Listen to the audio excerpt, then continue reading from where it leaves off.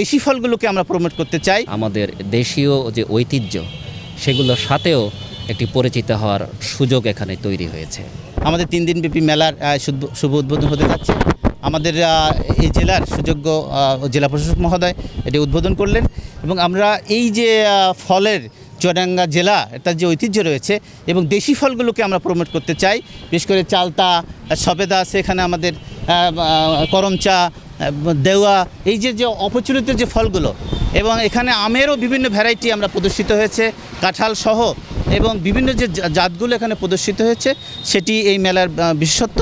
এবং আশা করি যে দেশি ফলগুলোকে আমরা টিকিয়ে রেখে এবং এই ঐতিহ্যকে আমরা এই জেলায় আমরা বিভিন্ন পুষ্টি যাতে পাওয়া যায় সেই বিষয়ে আমরা এই প্রচারণা, এই ফল মেলা আশা করি সবাই দেখতে আসবে এবং এই অপরিচিত ফলগুলোকে সামনে রেখে চাষবাস বৃদ্ধি যাতে পায় এবং পুষ্টি যাতে আমাদের সবাই আমরা ভোক্তারা পায় সে ব্যাপারে আমরা কৃষি সম্প্রসারণ অধিদপ্তর আমাদের উদ্যোগ, এই মেলার উদ্দেশ্য তাই। আমাদের হর্টিকালচার সেন্টার সহ 3টি উপজেলা এই মেলায় অংশগ্রহণ করছে এবং এই অধিদপ্তর এই যে হর্টিকালচার সেন্টার সহ যে ফলগুলো এখানে প্রদর্শিত হয়েছে, যে কৃষি উদ্যোক্তা এখানে তৈরি হয়েছে তাদের ঠিকানা সহ আমরা, এবং সরাসরি তারা কিনতেও পারবে এবং আমরা এই যে চারাগুলো কোথায় পাওয়া যায়, কীভাবে এইটি রোপণ এবং এর পরিচর্যা সহ সবগুলোই এই মেলাতে আমাদের এই 3 দিনব্যাপী মেলার আমাদের বৈশিষ্ট্য থাকবে। কাজে সবাইকে আমন্ত্রণ জানাচ্ছি এই মেলা উপভোগ করার জন্য। চুয়াডাঙ্গা খাদ্য উদ্বৃত্ত একটি জেলা এবং কৃষি প্রধান একটি জেলা, অন্যতম সবজি উৎপাদনকারী একটি জেলা।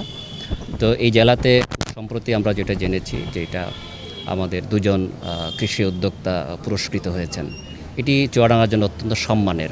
পাশাপাশি আপনি যেমনটি বলছিলেন যে এখানে আসলে টিকিয়ে রাখার জন্য এবং প্রমোট করার জন্য কী উদ্যোগ, আপনারা হয়তো জেনে খুশি হবেন। আমরা প্রস্তাব দিয়েছি যে এখানে বিশেষ করে ফল যে প্রসেসিং প্লান্ট এখানে করা যায় কিনা, বিশেষ জীবননগরকে কেন্দ্র করে। তো সেখানে প্রচুর ফলের বাগান এখন কিন্তু বেশ রাইজিং পর্যায়ে। তো আমরা প্রস্তাব দিয়েছি সেখানে ভ্যালু অ্যাড করার জন্য যে প্যাকেজিং, সেই প্যাকেজিং প্লাস প্রসেসিং এই দুটোরই সেখানে একটি প্ল্যান করার জন্য। 250-টিরও বেশি ডিজাইন অপশন নিয়ে ওয়ালটন স্মার্ট ফ্রিজ, বোঝে আপনার প্রয়োজন। তো আমরা অপেক্ষায় আছি, যদি সেরকম একটা স্থাপনার সুযোগ এখানে আমরা তৈরি করে দিতে পারি তাহলে এখানে যারা ফলের উৎপাদনকারী আছেন এবং যারা উদ্যোক্তা আছেন তারা উভয়ে লাভবান হতে পারবেন এবং সামগ্রিকভাবে আমাদের শুধু কেবল চুয়াডাঙ্গায় নয়, একেবারে ভালো মানের খামার থেকে উৎপাদিত আম রাজধানী সহ বাংলাদেশ অন্যান্য জায়গায় খুব ভালোভাবে পৌঁছে দেওয়ার সুযোগ আছে। আর আজকে এই ফল মেলা যেটা আমি দেখতে পেলাম, মূলত আমি খুব অ্যাপ্রিসিয়েট করব আমাদের কৃষি সম্প্রসারণ অধিদপ্তর এটা চমৎকার একটি আয়োজন করেছে। তো এখানে অনেকগুলো দেশীয় ফলের সমাহার আমি দেখেছি। আপনারা জানেন যে বাণিজ্যিকভাবে দামি এবং বাজারে চাহিদা আছে, এ ধরনের অনেক ফলের প্রতি ভোক্তাদের এবং যারা চাষ করেন তাদের একটা আগ্রহ আছে। তো আমাদের কনসার্নটা হলো এই বাণিজ্যিকভাবে যে দামি ফলগুলো তার ভিড়ে যাতে আমাদের দেশীয় ফলগুলো হারিয়ে না যায়। এখানে আমি দেখেছি চালতার গাছ সহ চালতা এখানে প্রদর্শন করা হচ্ছে এবং ডেওয়া ফল, যেটা এই ডেওয়া ফলটি পাহাড়ি অঞ্চলে বেশ ভালোভাবে কিন্তু সেখানে এটা পরিচিত এবং সুস্বাদু।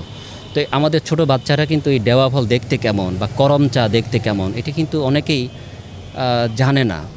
তো আমি অনুরোধ করেছি আমাদের কৃষি সম্প্রসারণ অধিদপ্তরের উপপরিচালক মহোদয়কে স্কুলের বাচ্চাদের যাতে এখানে একটু আমন্ত্রণ জানানো হয়, দেশীয় ফলগুলো যাতে একটু চেনানো হয় এবং এই ফল খেতে কেমন, এর উপকারিতা কী, সেগুলো সম্পর্কে একটু ধারণা দেওয়া। তো আমার দৃঢ় বিশ্বাস 3 দিনব্যাপী যে ফলের উৎসব শুরু হয়েছে সেখানে এইটার ফলগুলো জানার পাশাপাশি আমাদের দেশীয় যে ঐতিহ্য সেগুলোর সাথেও একটি পরিচিত হওয়ার সুযোগ এখানে তৈরি হয়েছে।